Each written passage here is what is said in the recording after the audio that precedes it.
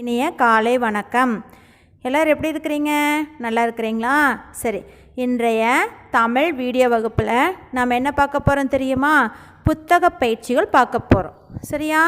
எல்லோரும் pencil sharp பண்ணிட்டீங்களா? எல்லோரும் சமச்சீர் புக் எடுத்துக்குங்க.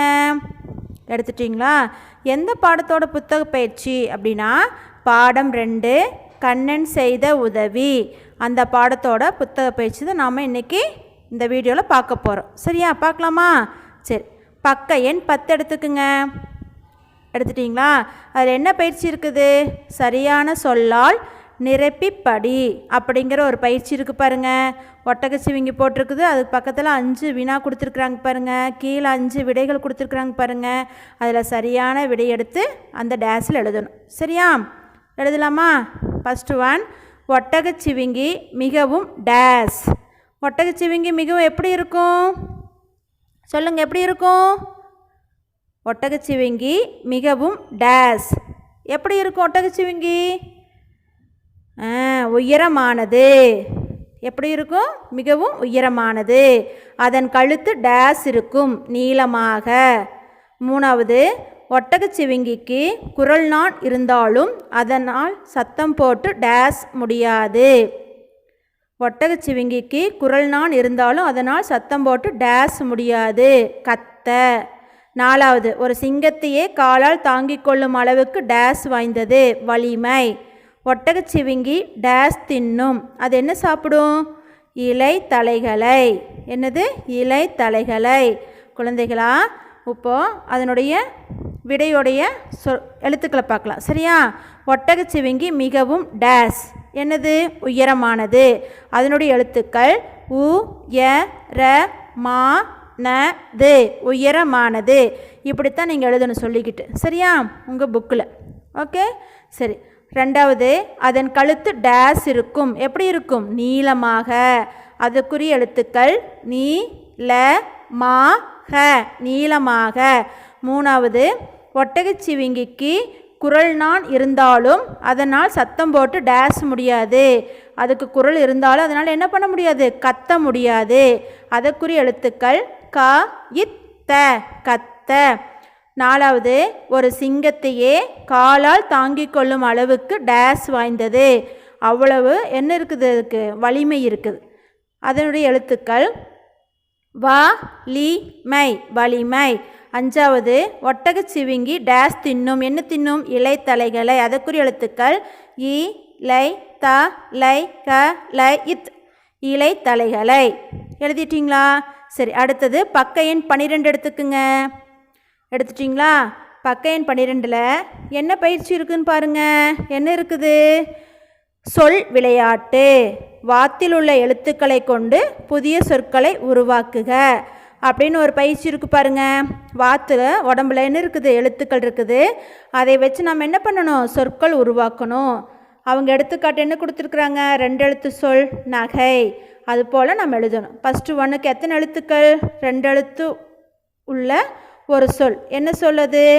2 எழுத்து எழுதுகிற ஒரு சொல் தான் எழுத முடியும். 2 பாக்ஸ் ரவுண்டு தான் கொடுத்துருக்குறாங்க. அப்போ 2 எழுத்து தான் எழுத முடியும். அது என்ன சொல்? புகை. 2வது, அதே மாதிரி 2 எழுத்து கொண்ட ஒரு சொல். அது என்ன சொல்?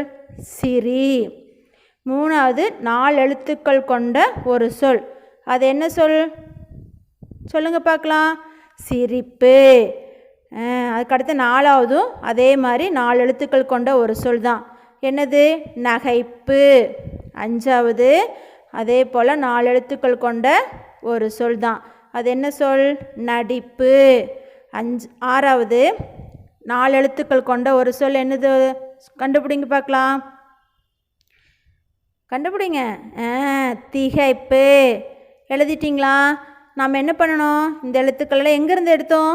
இந்த வாத்தோட உடம்புலேருந்து தான் நாம் என்ன பண்ணியிருக்கிறோம்? எழுத்துக்கள் எடுத்து எழுதியிருக்கிறோம், சொல் உருவாக்கியிருக்கிறோம். சரியா? ஃபஸ்ட்டு ஒன்று எத்தனை எழுத்துக்கள்? 2 எழுத்துக்கள். என்னென்ன எழுத்துக்கள்? புகை, புகை. 2வது எத்தனை எழுத்துக்கள் இருக்குது? அதே போல் 2 எழுத்துக்கள் தான் இருக்குது. அது என்ன சொல்? சிரி. அதுக்குரிய எழுத்துக்கள் என்ன? சி ரி, சிரி. 3வது வினா, எத்தனை எழுத்துக்கள் இருக்குது? 4 எழுத்துக்கள் இருக்குது. என்னென்ன எழுத்துக்கள் சொல்லுங்கள்? சி ரி இப், சிரிப்பு. நாலாவது எத்தனை எழுத்துக்கள் இருக்குது? 4 எழுத்துக்கள் இருக்குது. என்னென்ன எழுத்துக்கள்? நா கை இப்பு, நகைப்பு. அஞ்சாவது எத்தனை எழுத்துக்கள் எழுதணும்? 4 எழுத்துக்கள் எழுதணும். என்ன சொல்? நடிப்பு. அதுக்குரிய எழுத்துக்கள் என்ன? நா டி இப்பு, நடிப்பு. ஆறாவது அதே போல் 4 எழுத்துக்கள் தான். என்னென்ன எழுத்துக்கள்? தி கை இப்பு, திகைப்பு. எழுதிட்டிங்களா? அழகாக எழுதணும் அந்த ரவுண்டுக்குள்ளேயே. சரியா? சரி, அதுக்கு அடுத்தது பாடம் 3 தனித்திறமை. அந்த பாடத்தோடைய புத்தக பயிற்சி எழுதலாம். சரியா? பக்க எண் 16 எடுத்துக்குங்க. எடுத்துட்டிங்களா எல்லோரும்? பென்சில் ஷார்ப் இல்லைன்னா மாதிரி ஷார்ப் பண்ணிக்கிங்க. பண்ணியாச்சா? அதில் என்ன பயிற்சி இருக்குதுன்னு பாருங்கள். பக்கம் 16ல் சரியான விடையை தெரிவு செய்வோமா? முதல் வினா, தகுதி சொல் உணர்த்தும் பொருள் டேஸ். என்ன விடை? தரம். ரெண்டாவது, பகைவர்கள் இச்சொல்லின் எதிர்ச்சொல் டேஸ், நண்பர்கள். மூணாவது, பணி இச்சொல் உணர்த்தும் பொருள் டேஸ், வேலை. நாலாவது, படைத்தளபதி இச்சொல்லை பிரித்து எழுத கிடைப்பது டேஸ், படை கூட்டல் தளபதி. அஞ்சாவது, எதை கூட்டல் பார்த்தாலும் இதனை சேர்த்து எழுத கிடைக்கும் சொல் டேஸ், எதை பார்த்தாலும். எழுதிட்டிங்களா? சரி, அதுக்குரிய எழுத்துக்களை பார்க்கலாமா? ஃபஸ்ட் ஒன்று என்னது? தகுதி இச்சொல் உணர்த்தும் பொருள் டேஸ். என்ன விடை? தரம். அதுக்குரிய எழுத்துக்கள் என்ன? த ர இம், தரம். ரெண்டாவது, பகைவர்கள் இச்சொல்லின் எதிர்ச்சொல். பகைவருக்கு எதிர்ச்சொல் என்ன? நண்பர்கள். அதற்குரிய எழுத்துக்கள் என்ன? நா இன் ப இர் க இல், நண்பர்கள். மூணாவது, பணி இச்சொல் உணர்த்தும் பொருள். பணி அப்படின்னா அதுக்கு என்ன பொருள் அப்படின்னா வேலை. வேலை செய்கிறோமில்ல, அதுதான் வேலை. சரியா? பணி. அதுக்குரிய எழுத்துக்கள் வேலை, வேலை. நாலாவது, படைத்தளபதி இச்சொல்லை பிரித்து எழுத கிடைப்பது. எப்படி பிரிக்கணும்? படை கூட்டல் தளபதி. அதற்குரிய எழுத்துக்கள் ப டை கூட்டல் த ல ப தி, படை கூட்டல் தளபதி. அஞ்சாவது, எதை கூட்டல் பார்த்தாலும் இச்சொல்லை என்ன பண்ணணும்? சேர்த்து எழுதணும். எப்படி எழுதணும்? ஏ தை இப் ப இர் இத் த லு இம், எதை பார்த்தாலும். அடுத்தது பக்க எண் 17 எடுத்துக்குங்க எல்லாரும். எடுத்துட்டிங்களா? அதில் என்ன இருக்குதுன்னு பாருங்கள். புதிருக்கு பொருத்தமான படத்தை பொருத்துக. இந்த பக்கம் புதிர் இருக்குது, அந்த பக்கம் என்ன இருக்குது? படம் இருக்குது. அதுக்கு அந்த புதிருக்கு தகுந்த படத்தை பொருத்தணும். ஃபஸ்ட்டு ஒன், பதுங்கி செல்வேன் பாய்ந்து இரையை பிடிப்பேன். நான் யார்? சொல்லுங்கள். புலி. ரெண்டாவது, இரவில் விழித்தும் பகலில் தூங்கியும் வாழ்வேன், என் கண்களை எல்லா திசையிலும் திருப்புவேன். நான் யார்? கண்டுபிடிங்க.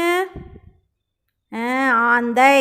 மூணாவது, என் காதுகள் நீண்டிருக்கும், வேகமாக ஓடுவேன், கேரட் எனக்கு மிகவும் பிடிக்கும். நான் யார்? முயல். இது எப்படி எழுதணும்? இதை நீங்கள் ஸ்கேல் வச்சு அழகாக பென்சிலில் லைன் போடணும். சரியா? மேட்ச் பண்ணணும். ஓகே. பதுங்கி செல்வேன், பாய்ந்து இரையை பிடிப்பேன், அது யார்? புலி. ரெண்டாவது, இரவில் விழித்தும் பகலில் தூங்கியும் வாழ்வேன், என் கண்களை எல்லா திசையிலும் திருப்புவேன்.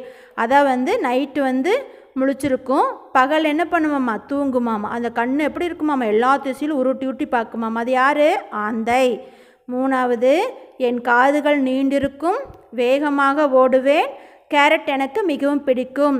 முயலுக்கு காது எப்படி இருக்கும்? நீண்டு இருக்கும். அது எப்படி ஓடும்? வேகமாக ஓடும். அதுக்கு பிடிச்ச உணவு கேரட். அப்போ அது யார்? முயல். அழகாக மேட்ச் பண்ணிட்டீங்களா? சரி, இன்றைய வீட்டுப்பாடம் என்னென்னா, இந்த வீடியோவில் உள்ள பயிற்சிகளை ஒரு முறை எழுதவும். என்னென்ன இருக்குது இந்த வீடியோவில்? சரியான சொல்லை நிரப்புக. ரெண்டாவது, சொல் விளையாட்டு. மூணாவது பயிற்சி என்ன? சரியான விடையை தெரிவு செய்வோமா. இந்த 3 பயிற்சியும் நீங்கள் என்ன பண்ணுறீங்க? உங்களுடைய வீட்டுப்பாட நோட்டில் ஒரு முறை சொல்லிக்கிட்டே அழகாக மிஸ்டேக் இல்லாமல் எழுதணும். சரியா? புக்குலேயும் அதே மாதிரி மிஸ்டேக் இல்லாமல் தான் எழுதணும். உங்களுடைய ஹோம்ஒர்க் நோட்டில் என்ன பண்ணணும்? மிஸ்டேக் இல்லாமல் தான் எழுதணும். எழுதி முடித்ததுக்கப்புறம் இந்த பயிற்சிகளை படிக்கணும். சரியா? சரி குழந்தைகளா, புத்தக பயிற்சி புரிஞ்சிச்சா இல்லையா? புரிஞ்சிச்சா? எப்படி எழுதணும்னு தெரிஞ்சிச்சுல, எழுதிடுவீங்கள அழகா, மிஸ்டேக் இல்லாமல் அழகாக எழுதணும். சரியா? எழுதி முடித்ததுக்கப்புறம் இதை 4 பயிற்சிகள் என்ன பண்ணணும், படிக்கணும்.